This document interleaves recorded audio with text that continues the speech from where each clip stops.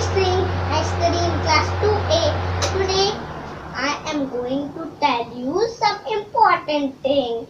I have bring one poem named एक चिड़िया के बच्चे चार.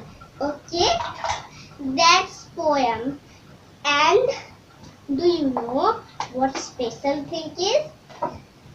At last I will tell you. यानी कि हम आपको बाद में बताएंगे कि इसमें कौन सा चीज ज्यादा इम्पोर्टेंट है सीखने वाला. चलिए शुरू करते हैं. एक चिड़िया के बच्चे चार, घर से निकले पंख पसार. पूरब से पश्चिम को जाए, उत्तर से दक्षिण को आए. घूम घाम जब घर को आए, मम्मी को एक बात सुनाए. देख लिया जग हमने सारा, अपना घर है सबसे प्यारा. अब इसमें कहा है कि अपना जो घर होता है दूसरे के घर से ज्यादा प्यारा नहीं होता.